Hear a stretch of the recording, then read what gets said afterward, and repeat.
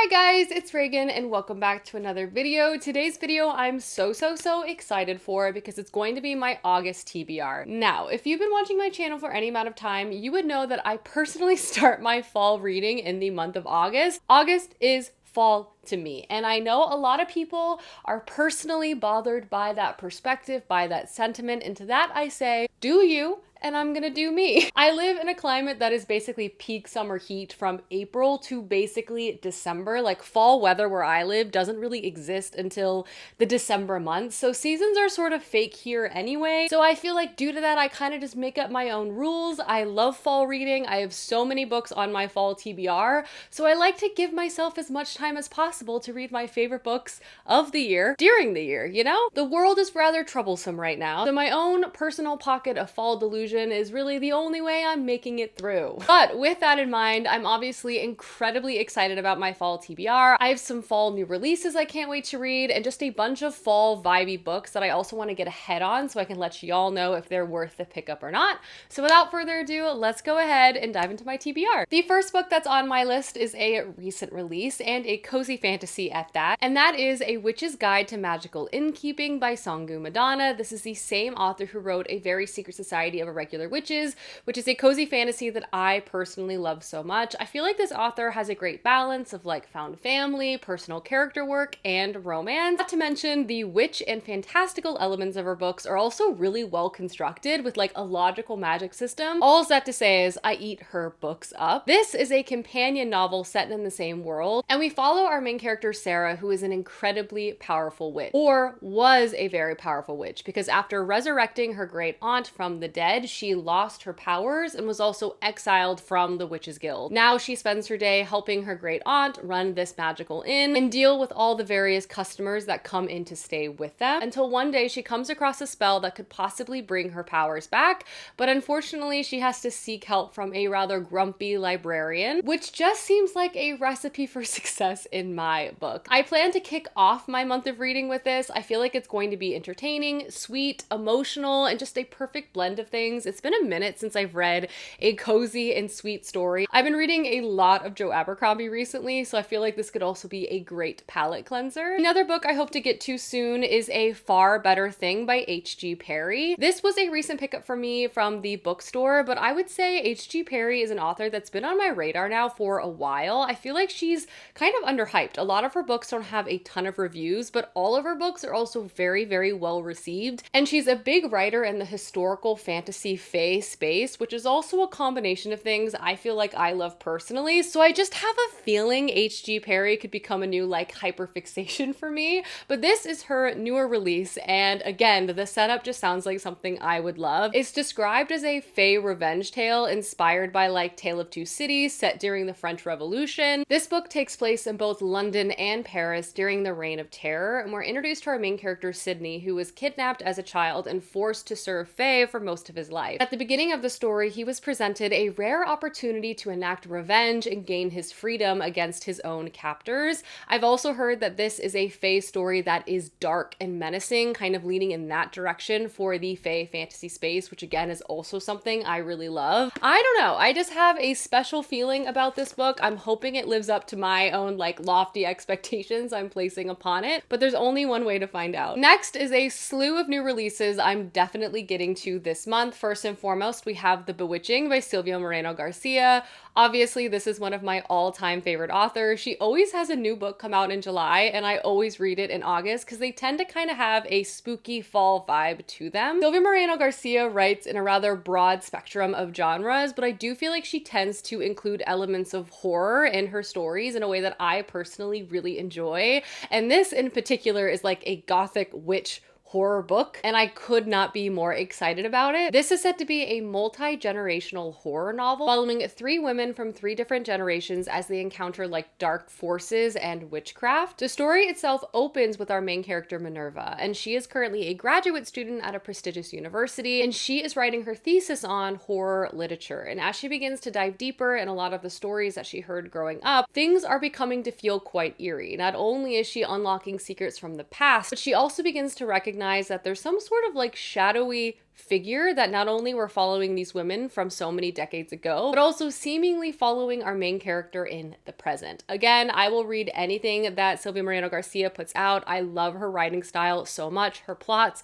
her characters are just always a home run for me. So obviously her new release is a must read right away. Another new release from this month, of course, is Hemlock and Silver by T. Kinfisher. T. Kinfisher, another one of my all-time favorite authors, and also really leans into the fall vibes in my opinion. Particularly, I would say T. Kinfisher is known for her dark reimaginings of well-known fairy tales. She also balances like cozy and delightful character interactions with found family and romantic elements with like also kind of a spooky, scary, sinister plotline. So it's truly a nice balance of things. Hemlock and Silver is her newest release coming out in the month of August. That's a Snow White retelling. This story follows our main character, who is an apothecary living in the woods. She lives a very isolated life, but she's also very focused on healing, but she heals by way of poison. At the beginning of the story, our main character's life is turned upside down because she's brought to court by the king because his daughter Snow is dying, and it's up to our main character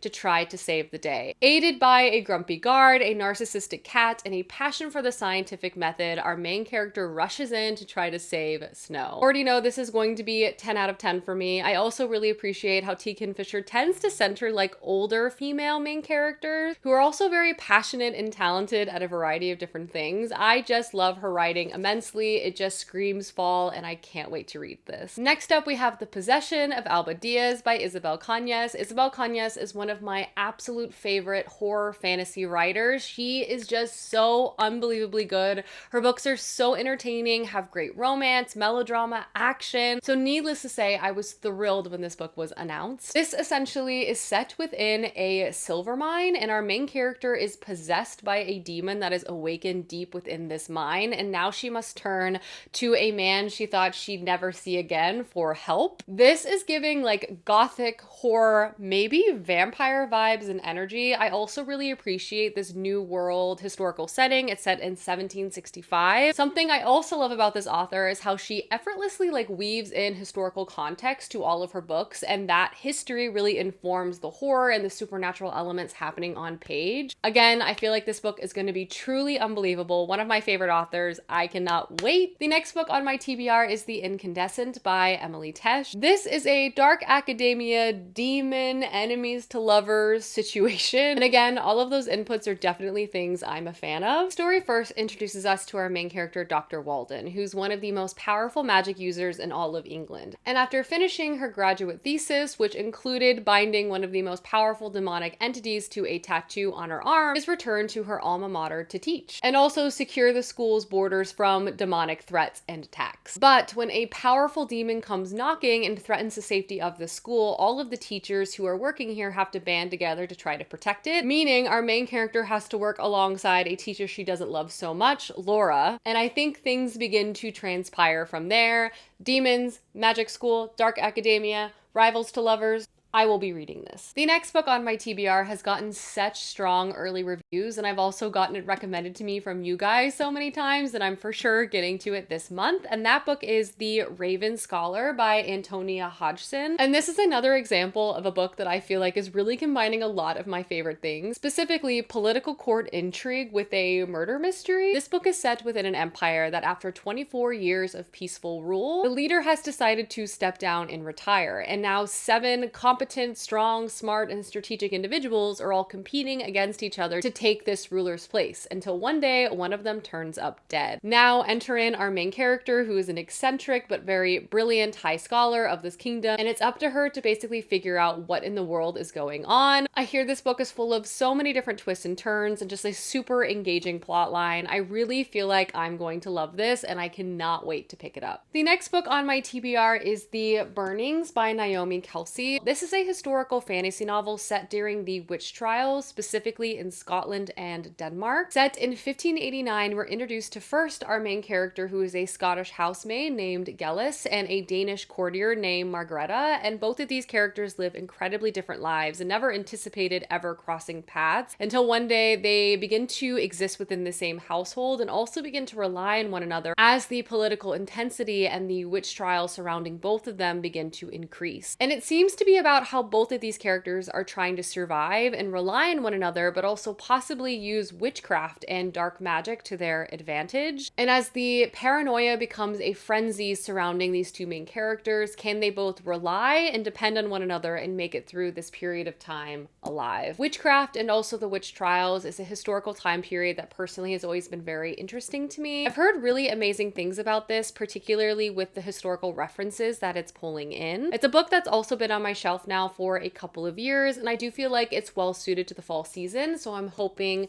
I really like it. And the last two books on my list are both fantasy priorities for the season. First up, I have City of Last Chances. This has been on countless TBRs, and it's also embarrassing that I have not gotten to it yet, but I also feel like because I'm finally caught up on Joe Abercrombie, I have room in my heart now for some other like grim, dark fantasy stories, and I also feel like this is going to be something I'm gonna really enjoy. I also feel like I've been having a bit of a focus on fantasy novels centering labor revolution at the core of them, and this is definitely that. I also hear that structurally this book is quite unique because it's basically trying to showcase one city falling into chaos and ultimately revolution and rebellion. So to illustrate this arc, we're jumping from countless different perspectives from all over the city, from different social classes to working environments, and from all these different perspectives we get to experience each incremental step as the city inches closer and then ultimately falls into revolution. I am so curious about this. I feel like I'm going to really enjoy it, so it's just a matter of like picking it up. But obviously there's so many books I want to read, which is always the problem, you know what I mean? And then the very last book on my August TBR is The Book That Held Her Heart by Mark Lawrence. I adored the first two installments of the library trilogy by this author, and I desperately need to get to the third one soon before I begin to forget stuff. This series is amazing. It has one of my favorite fantasy settings of all time, which is this massive magical library that seemingly has no end and also kind of has its own like rules of physics, but also structurally the story is quite ambiguous. Part of the reading experience of the first two books is kind of piecing together what in the world is going on as you go along. So I can't let too much time pass because I don't want to be in a situation where I'm confused, but I don't know if it's purposeful or just because I forgot something. You know what I mean? But this is a series that introduces us to our two core main characters. The first is a girl who grew up on the outskirts of a city, but once her settlement is attacked, she's forced to move into the city and she becomes an apprentice to this library. The other main character is a boy who's grown up within a chamber of this library with his siblings his entire life, never seeing the outside world. Somehow, some way, their fates become intertwined. It's so good. I love it. It's like the perfect, weird, confusing fantasy series that's just like totally up my alley. And Mark Lawrence continued to deliver on this. And I'm hoping book 3 is also very good, but only time will tell. Alrighty guys, those are all the books I hope to read in the month of August. I'm so thrilled fall reading is finally here. Let me know down below some books you hope to get to this month. And if there's any books I should definitely have on my fall TBR for this season, as I would love to know. But thank you so much for watching this video, and I will see you soon with another one soon. Goodbye.